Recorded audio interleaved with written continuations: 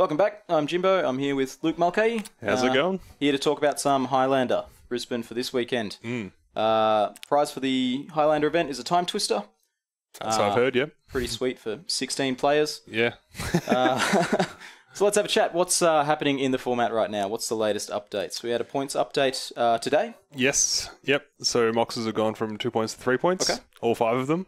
Well. And Sensei's top has gone up 1 point. Sure.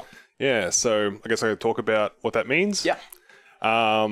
So Moxes did a great job at filling out aggressive strategy, like proactive strategies, that didn't have anywhere to sink their points. Yeah. So Moxes had a good effect of bringing in new fringe decks into the format that were proactive, like I said. Yep. And they were good against control decks. The downsides were that, well, straight up Moxes aren't very fun to play against. Yeah, so definitely. that was the downside. They definitely polarize games. You have games where you draw your Mox and games where you don't. Yeah. Very vastly different power levels. And if your opponent goes 2-1 Mox, there's not much you can do. Yep. Like you can't counter it, it's too early. Yep. And then they you don't even feel good countering it. Yeah, they have an overwhelming tempo advantage, and that's what happened. So it had goods and bads. It was like good for diversity of decks. Yep. Bad for in-game strategy. Sure. So it was like the macro of the metagame being better, but the micro of the games being worse. Sure. And also there was a cost factor too. So we want to... Right, okay. It's a small thing, but we like to keep the format as open as possible to most players. I mean, the number of expensive cards in that regard is dropping. Imperial Seal was the latest reprint. Mana Drain's also getting a new reprint. So, from Iconic Masters. Yeah, good call. And regarding top, it's been on everyone's lips for a long time. Notably, Simon Freiberg's. Loud minority for Simon Freiberg. Yep. I personally am of the opinion that it wasn't powerful enough to warrant a point. Okay. And its time factor was you could neglect it. Sure. It wasn't noticeable. I mean, I've been playing top for a couple of years now. I've been playing a lot of 4-color control, that sort of nonsense. Yeah. And I was thinking a couple of weeks ago that if there was a point added to it, I would still play it. Oh, wow. Which is probably a signal that it could use a point. Yeah. Or I'm very bad at card evaluation. Either way. Look, the time factor is a thing, but the more you play with it, the better at that you get. It's true. It's true. When you look at the reasoning in Legacy was based on the time reasons, but you look at a player like Joe Lassette, he definitely made his decisions faster than your average player.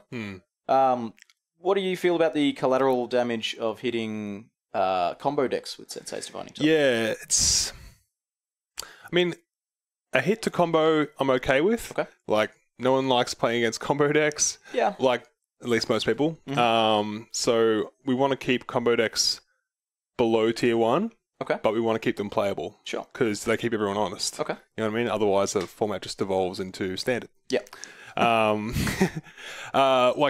I personally think the real issue that makes top a problem is fetch lands. Okay. And I can see that's another conversation. Let's not get into that one. We're on a clock here. Yeah. Fetch lands are in the format. They're ingrained and they're never leaving. Sure. So they're never getting pointed either. Sure. So anyway, that's the summary of the points change. Cool. So I mean, this is meaning that decks like Elves are going to be worst place next weekend. Decks like Black Red Aggro showed up about a year and a half ago at Masters with a couple of Moxen. Yeah, and the points change to make them less would have been a big factor in that. So unfortunate for all the aggro decks, especially sorry if you purchased the Mox recently, your deck got a little bit worse. Send your bills to this guy. No.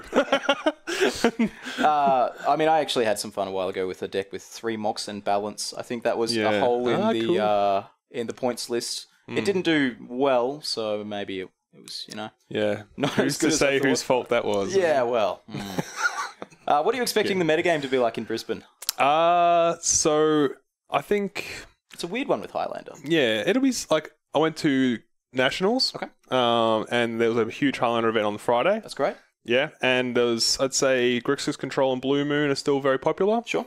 Probably the most popular deck that you'll see. And then... I mean, it's all quite even. Like, it's quite an even spread. You've got what you want, I guess. Yeah, you've got a good variety of control, aggro, mid-range, and combo. Sure. I'd say I've noticed lands decks are getting a bit more popular. Okay. Dark Depths, Titania. Everyone's realizing how good she is, even though she's been around for ages. Is Ramming Up Excavator also a point in this?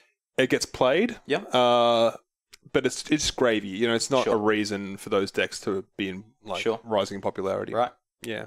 Okay. So in general, I would expect make sure you're prepared for Blue Moon, Grixis Control. And people playing pet decks with weird card choices. Yeah. Also, I've noticed recently that you should upgrade your Graveyard Hate to be when stuff goes to your graveyard, it exiles. Okay. So like Rest in Peace and Leyline of Void instead of Relic of Progenitus and Scavenging Ooze, because Flash is getting a little bit popular. I've noticed it's popping up here now. Yeah, and also Titania. Sure. So, Right. So keep that in mind. Cool. Next, we've got some rules changes to discuss. Yep. There's 2 rules changes coming in with Ixalan. The first of which is an update to the Planeswalker uniqueness rule. You're now allowed to have 2 different Jaces in play, 2 different Tezzerets, 2 different any Planeswalker you can name. Yep. What does this mean for Highlander? Nothing. Nothing. Good. All right, next It's negligible. Like, you'll see it occasionally, like Jace Vryn's Prodigy and Jason Mind Sculptor almost always paired together. Possibly 2 Lilianas. Yeah, like Last Hope and Of the Veil. Okay. But maybe like 1 in 12 games. Yeah, I mean... You might see it come up. You've got to have these cards be good enough to put in your deck, and then draw them both, and then have them both be relevant. Yeah, there's no abuse going on. Yep. Like, it's, yeah. What about the big green lists, maybe with multiple Garuks? Is that... Oh, yeah, good point. Yeah. Yeah, like, because Garruk is, or Garuk, is premium threat against control decks, and it hedges against sweepers. Yep.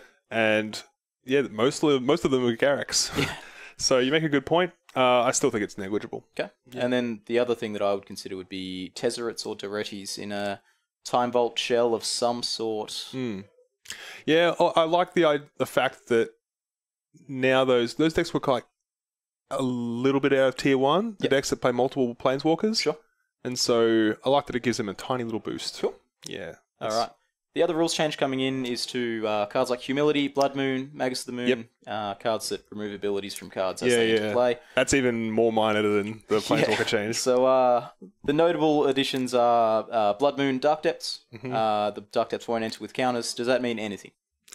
No. You might get someone getting cute and using like Magus of the Moon and Blood Moon, like you mentioned with Dark Depths, and particularly Magus of the Moon, you could get it off the field quite easily. Sure, your own one. Yeah. Yeah, even just by blocking. Right. Yes. I guess it's different from in a 4-of format where, say, in Legacy, Blood Moon was a good hate card against Dark Depths. Now it's a very fragile hate card against Dark Depths. Yeah. You Blood Moon them off, and then they kill your Blood Moon, and then they go to 20/20. That's not where you want to be. All right, cool. The other change would be to something like Humility. That affects cards like True Name Nemesis. As it enters, it no longer chooses a player. Yep. Does that have any relevance? Nah, Humility's fringe. Cool. Like it, you'll see it occasionally, but no effect to the format in general. Sure. No worries. All right, is there any new cards from Ixalan that you're excited to see? Well, I personally am excited by Carnage Tyrant. Carnage Tyrant? Yeah. Like, Big, you won't... dumb, fat green creature. Yeah, it won't be popular, but it's just Super Thrun. Yep. Yeah. Okay. So he's a great card against control in the sideboard or the main, but it's a small thing. You won't see a big effect on the format. The only card that has the most impact is Field of Ruin. Cool. So that's the Ghost Quarter / Tectonic Edge / hybrid thing. Yeah. And it kills Tolarian Academy, Gaia's Cradle, Mishra's Workshop. Yep. Dark Depth / Thespian Stage in response to their activation. It's nice to have something there to catch those. Yeah. I've even played Wasteland in that slot before when I had a spare point not to reduce my opponent to no mana sources, just to reduce them to no Tolarian Academies. Yeah, reduce them to no just man against lands. those specific decks. Yep. Yeah, it's worth it. It's worth noting you have to hold up 3 mana if you want to catch a Dark Depths. Yep. That's a bit rough. But you will get a mana back as the lands come into play untapped. Okay. That's worth noting. Cool. Yeah, so if you're doing it on your turn, you can just go activate and then use the mana left over. But if you're holding it up on their turn, you have to have 3 mana available. Sure. So. Cool. Yeah. Anything else from the set looking cool? We've got a whole bunch of flip cards. Yeah, none of the flip cards excite me. The red, I I don't know what it's called. The red enchantment that flips Vance's Barrage or something. Yes. Vance's Assault. It's like an Outpost Siege, right? It is, yeah. So it's a red. It'd be a sideboard card against Control. Sure. Control has a really hard time dealing with enchantments. Yep. You might see someone try Merfolk Tribal. Okay. I can't imagine the other tribes getting enough of a boost to become playable. So you've got Kapala, Warden of Waves, and a few just aggressive threats. Just to fill out the numbers of the deck, I guess. Yeah, who knows? They might splash green for the 1-drop 2/2. Cool. Yeah. All right.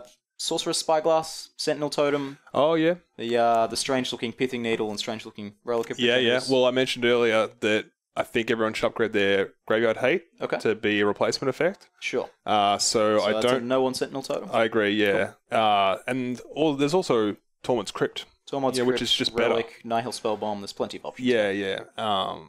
So I say no to that totem, but, it's okay.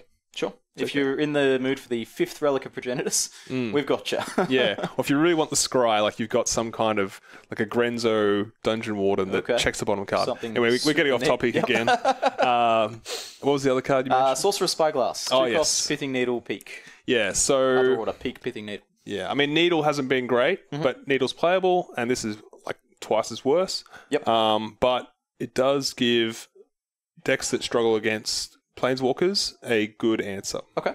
Yeah, and it's a bit more main deckable than Pithing Needle, because obviously you get to see their hand. Yeah, so that'd be decks that can't play Discard or Burn. Yep.